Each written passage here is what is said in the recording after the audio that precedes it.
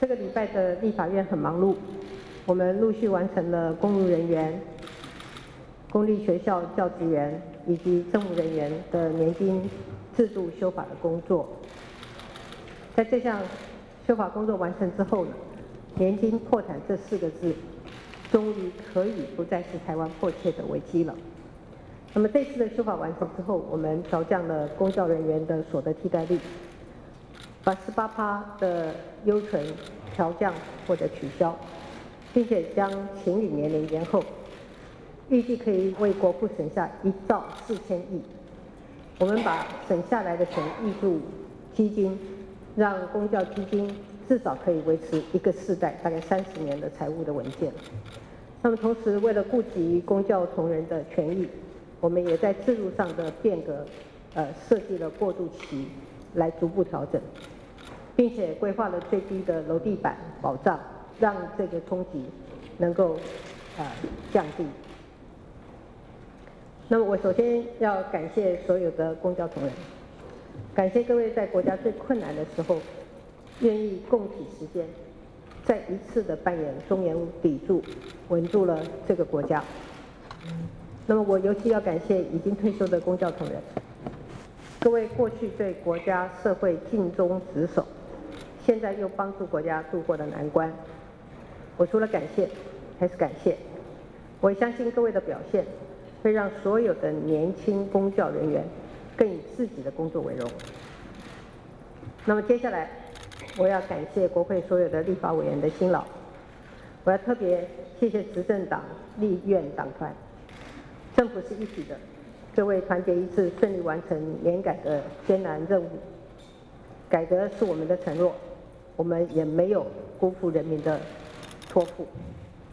那么此外，在国会审议的过程中，在野各党团所提供的修正意见，包括原住民请领年金年龄的提前，以及离婚的退休金请求权等等，我们都从善如流，纳入了方案里面。为了年金改革，在野党也付出了努力，我也要为此表示感谢。我相信历史会记住第9届立法院的贡献。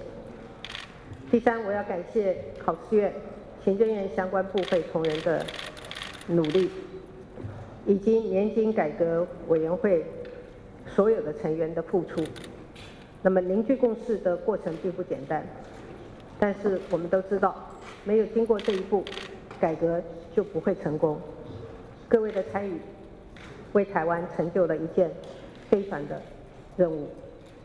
那么在这个过程当中，担任年改会召集人的陈建仁副总统，全力对社会沟通，让更多人了解年改的理念。而副召集人林万益政委，尽责的整理各界的意见，带领年改办公室拟定改革的方案。我要特别谢谢他们2位的坚持与付出。那么第4，我要感谢所有的台湾人民。民主是这个国家最重要的资产，也是最重要的价值。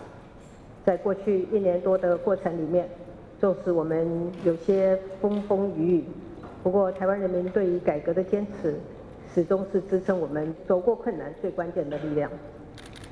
台湾再一次因民主而伟大，民主不再只是价值，更是解决争议的方法。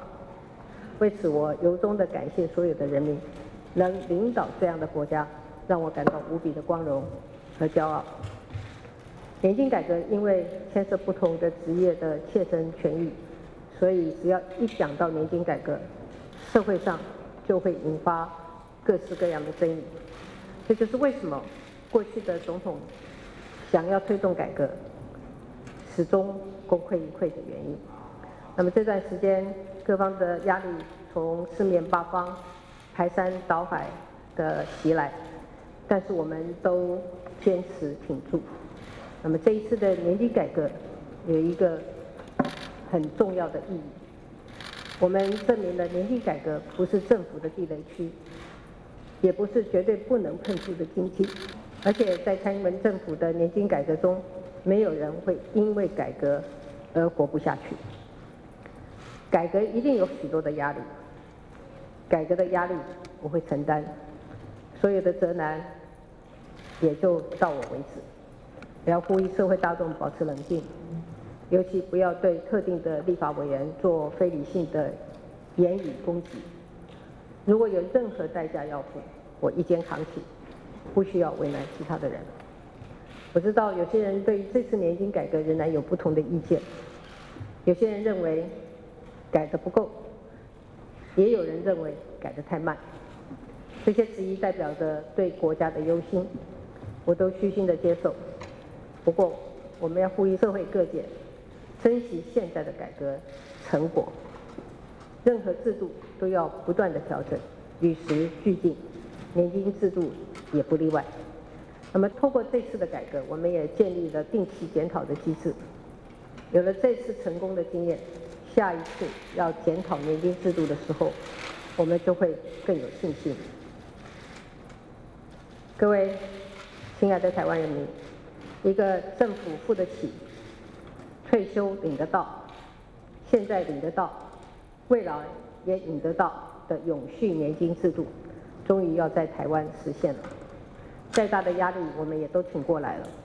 改革的承诺，我们做到了。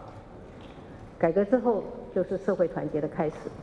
这个国家还有许多问题，需要我们继续为它奋斗下去。如果年金制度这么困难的、这么复杂的改革，我们都能够达成，还有什么事情是我们台湾人做不到的呢？